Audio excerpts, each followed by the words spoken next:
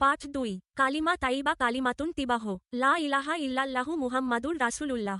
অর্থ আল্লাহ ছাড়া কোনো ইলাহ বা মাবুদ নেই, মুহাম্মদ সাল্লাল্লাহু আলাইহি তাআলা ওয়াসাল্লাম আল্লাহর রাসূল। তাৎপর্য কালিমা তাইবা অর্থ হল পবিত্র বাক্য। এটি তাওহীদ, ঈমান ও ইসলামের মূল ভিত্তি। এই কালিমা স্বীকার না করলে কেউ ইসলামে প্রবেশ করতে পারে না। এই কালিমার দুটি অংশ। প্রথম অংশ লা ইলাহা ইল্লাল্লাহ, অর্থ আল্লাহ ছাড়া কোনো ইলাহ বা মাবুদ নেই, অর্থাৎ পৃথিবীতে ইলাহ বা ইবাদতের যোগ্য একমাত্র আল্লাহ তাআলা। তিনি ব্যতীত আর কেউ উপাস্য হতে পারে না। চন্দ্র, সূর্য, তারকারাজি, পাহাড়, পর্বত, বাঘ, সিংহ, রাজা, বাদশাহ কেউই ইবাদতের যোগ্য নয়, বরং এসবের সৃষ্টিকর্তা আল্লাহ তাআলাই হলেন একমাত্র মাবুদ। তাকে ছাড়া আর কারো ইবাদত বা উপাসনা করা যাবে না, এমনকি তার ইবাদাতে অন্য কাউকে শরীক করাও যাবে না। আরবি লা ইলাহা শব্দের অর্থ কোনো ইলাহ নেই, আর ইল্লাল্লাহ অর্থ আল্লাহ ছাড়া। কালিমার এই অংশটি না বোধক শব্দ দ্বারা শুরু করা হয়েছে। এটি খুবই গুরুত্বপূর্ণ। আমরা কোনো পাত্রে ভালো কিছু নেওয়ার আগে প্রথমে ওই পাত্রটি খালি করে ফেলি, যেন ওই জিনিসটি অন্য কিছুর সাথে মিশ্রিত না হয়। একটি উদাহরণ দিলে বিষয়টি বোঝা যাবে। যেমন একটি গ্লাসে পানি রয়েছে, তুমি যদি ওই গ্লাসে দুধ নিতে চাও তাহলে কি করবে? প্রথমে গ্লাসের পানিটুকু ফেলে দেবে, তাই না? এরপর খালি গ্লাসে দুধ নেবে। গ্লাসে পানি রেখে দিয়ে তাতে দুধ নিলে দুধ আর পানি মিশ্রিত হয়ে যাবে, ফলে দুধের গুণাগুণ নষ্ট হয়ে যাবে।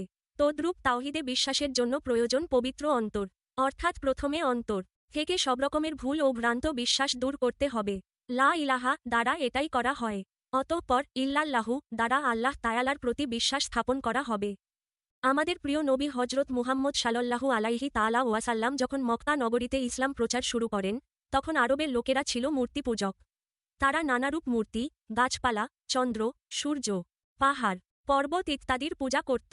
এজন্য রাসূলুল্লাহ সাল্লাল্লাহু আলাইহি তাআলা ওয়াসাল্লাম এ কালিমার দাওয়াত দেন। ফলে আরবের লোকজন মূর্তিপূজা থেকে অন্তরকে পরিষ্কার করে আল্লাহ পাকের প্রতি বিশ্বাস স্থাপন করে। দ্বিতীয় অংশ মুহাম্মাদুর রাসূলুল্লাহ, অর্থ মুহাম্মদ সাল্লাল্লাহু আলাইহি তাআলা ওয়াসাল্লাম আল্লাহর রাসূল, অর্থাৎ মুহাম্মদ সাল্লাল্লাহু আলাইহি তাআলা ওয়াসাল্লাম আল্লাহ তাআলার প্রেরিত নবী ও রাসূল। এই কথার উপর বিশ্বাস স্থাপন ঈমানের অংশ। কালিমা তাইবার প্রথম অংশের প্রতি বিশ্বাস স্থাপন করা যেমন জরুরি, দ্বিতীয় অংশের প্রতি ঈমান আনাও তেমনি আবশ্যক।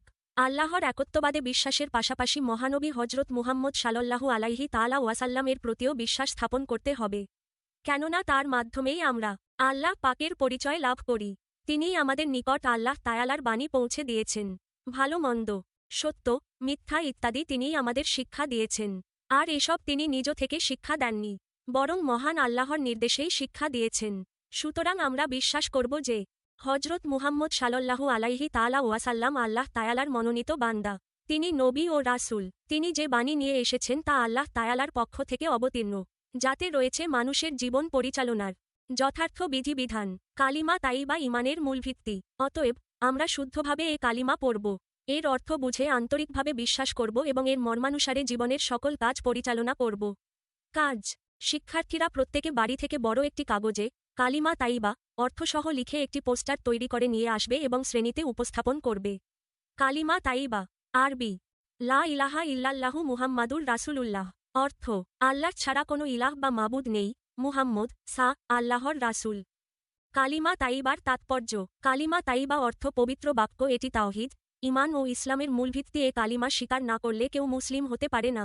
কালিমা তাইবার দুটি অংশ। লা ইলাহা ইল্লাল্লাহ আল্লাহ ছাড়া কোনো উপাস্য নেই, একমাত্র আল্লাহই ইবাদতের যোগ্য, কারো সাথে আল্লাহকে শরীক করা যাবে না। মুহাম্মাদুর রাসূলুল্লাহ হজরত মুহাম্মদ আল্লাহর প্রেরিত রাসূল। তিনি আল্লাহর বাণী মানুষের কাছে পৌঁছে দিয়েছেন। তার আদর্শ অনুসরণ করা ঈমানের অংশ। আমাদের করণীয় শুদ্ধভাবে কালিমা পড়া, অর্থ বুঝে বিশ্বাস করা, জীবনে কালিমার শিক্ষা অনুযায়ী চলা।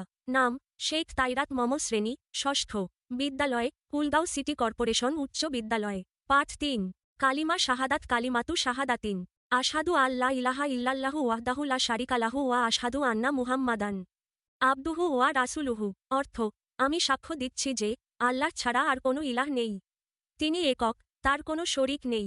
আমি আরও সাক্ষ্য দিচ্ছি যে নিশ্চয়ই মুহাম্মদ সাল্লাল্লাহু আলাইহি তাআলা ওয়াসাল্লাম তার আল্লাহর বান্দা ও রাসূল। তাৎপর্য কালিমা শাহাদাত হল সাক্ষ্যদানের বাক্য, অর্থাৎ এই কালিমা দ্বারা ঈমানের সাক্ষ্য দেওয়া হয়। আমরা এই কালিমা উচ্চারণের মাধ্যমে আল্লাহ তাআলার একত্ববাদ ও মুহাম্মদ সাল্লাল্লাহু আলাইহি তাআলা ওয়াসাল্লাম এর রিসালাতের সাক্ষ্য প্রদান করি আল্লাহ তাআলা আমাদের সৃষ্টি করেছেন। তিনি আমাদের রব। তিনি আমাদের রিজিক দেন, প্রতিপালন করেন, সুস্থতা দান করেন। তিনি আমাদের নানারূপ নিয়ামত দান করেন। আলো, বাতাস, পানি, খাদ্য সবকিছুই তার দান। সুতরাং আমাদের উচিত তার প্রতি কৃতজ্ঞতা প্রকাশ করা। অপরদিকে হজরত মুহাম্মদ সাল্লাল্লাহু আলাইহি তাআলা ওয়াসাল্লাম আল্লাহ তাআলার প্রেরিত নবী ও রাসূল। তিনিই আমাদের নিকট আল্লাহ পাকের পরিচয় তুলে ধরেছেন, সত্য মিথ্যার পার্থক্য শিখিয়েছেন, জান্নাতে যাওয়ার দিকনির্দেশনা প্রদান করেছেন। সুতরাং সকল কাজে তার আনুগত্য করা এবং তার প্রতি ভালোবাসা প্রকাশ করাও অত্যাবশ্যক। কালিমা শাহাদাতের মাধ্যমে আমরা এ দুটো কাজই করতে পারি।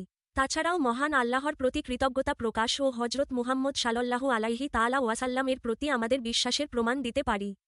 কালিমা তাইবার ন্যায় কালিমা শাহাদাতও দুটি অংশে বিভক্ত, যথা: প্রথম অংশ আশহাদু আল্লা ইলাহা ইল্লাল্লাহু ওয়াহদাহু লা শারিকা লাহু, অর্থ আমি সাক্ষ্য দিচ্ছি যে আল্লাহ ছাড়া আর কোনো ইলাহ নেই, তিনি একক, তার কোনো শরিক নেই। এ কথার দ্বারা তাওহীদ বা একাত্মবাদের সাক্ষ্য দেওয়া হয়, অর্থাৎ আমরা এর দ্বারা সাক্ষ্য দেই যে মহান আল্লাহ এক ও অদ্বিতীয়। তিনি তার সত্তা ও গুণাবলীতে একক, তার কোনো শরিক বা সমতুল্য নেই। ইবাদতের ক্ষেত্রে আমরা কাউকে তার শরিক করি না। দ্বিতীয় অংশ আশহাদু আন্না মুহাম্মাদান আবদুহু ওয়া রাসূলুহু, অর্থ আমি আরও সাক্ষ্য দেই যে নিশ্চয়ই মুহাম্মদ সাল্লাল্লাহু আলাইহি তাআলা ওয়াসাল্লাম তার বান্দা ও রাসূল। কালিমার এই অংশ দ্বারা মুহাম্মদ সাল্লাল্লাহু আলাইহি তাআলা ওয়াসাল্লামের রিসালাতের স্বীকৃতি দেওয়া হয়, অর্থাৎ আমরা স্বীকার করি যে হজরত মুহাম্মদ সাল্লাল্লাহু আলাইহি তাআলা ওয়াসাল্লাম আল্লাহ তাআলার প্রেরিত নবী ও রাসূল। তিনি নিজে আল্লাহ নন কিংবা আল্লাহর অংশও নন, বরং তিনি হলেন আল্লাহ তাআলার প্রিয় বান্দা। তিনিও আল্লাহ তাআলার ইবাদত করতেন, তবে তার বিশেষ বৈশিষ্ট্য হল তিনি আল্লাহ তাআলার মনোনীত সর্বশেষ ও সর্বশ্রেষ্ঠ নবী ও রাসূল। তিনি আল্লাহ তাআলার বাণী আমাদের নিকট পৌঁছিয়েছেন। কালিমা শাহাদাত ইমানের অন্যতম প্রধান বাক্য। এর দ্বারা মানুষ নিজ ইমানের প্রকাশ ঘটিয়ে থাকে। সুতরাং আমরা শুদ্ধভাবে এ কালিমা পড়ব এবং এর মর্মার্থ অনুসারে আমল করব। কাজ: শিক্ষার্থীরা একে অপরকে কালিমা শাহাদাত অর্থসহ মুখস্থ শোনাবে। আরবি: আশহাদু আল্লা ইলাহা ইল্লাল্লাহু ওয়াহদাহু লা শারিকা লাহু ওয়া আশহাদু আন্না মুহাম্মাদান আবদুহু ওয়া রাসূলুহু। আমি সাক্ষ্য দিচ্ছি যে আল্লাহ ছাড়া আর কোনো ইলাহ নেই, তিনি একক, তার কোনো শরিক নেই। আমি আরও সাক্ষ্য দিচ্ছি যে নিশ্চয়ই মুহাম্মদ আল্লাহর বান্দা ও রাসূল। কালিমা শাহাদাতের তাৎপর্য: কালিমা শাহাদাত হল ইমানের সাক্ষ্য দেওয়ার বাক্য। এই কালিমার মাধ্যমে আল্লাহর একত্ববাদ, তাওহীদ এবং হজরত মুহাম্মদ এর রিসালাত, এই দুই বিষয়ের সাক্ষ্য দেওয়া হয়। আল্লাহ আমাদের সকল নিয়ামত দিয়েছেন, রাসূল আমাদের সত্যের পথ দেখিয়েছেন। কালিমা শাহাদাতের দুটি অংশ। প্রথম অংশ আশহাদু আল্লা ইলাহা ইল্লাল্লাহু ওয়াহদাহু লা শারিকা লাহু, অর্থ আমি সাক্ষ্য দিচ্ছি যে আল্লাহ ছাড়া কোনো ইলাহ নেই, তিনি একক, তার কোনো শরিক নেই। ব্যাখ্যা: আল্লাহ এক ও অদ্বিতীয়, তার কোনো সমকক্ষ নেই, ইবাদাতে কাউকে শরিক করা যাবে না। দ্বিতীয় অংশ ওয়া আশহাদু আন্না মুহাম্মাদান আবদুহু ওয়া রাসূলুহু, অর্থ আমি সাক্ষ্য দিচ্ছি যে মুহাম্মদ আল্লাহর বান্দা ও রাসূল। ব্যাখ্যা: মুহাম্মদ আল্লাহ নন, তিনি আল্লাহর প্রিয় বান্দা। তিনি সর্বশেষ নবী ও রাসূল। আল্লাহর বাণী মানুষের কাছে পৌঁছে দিয়েছেন। কালিমা শাহাদাতের মাধ্যমে মানুষ নিজের ইমানের প্রকাশ ঘটায়।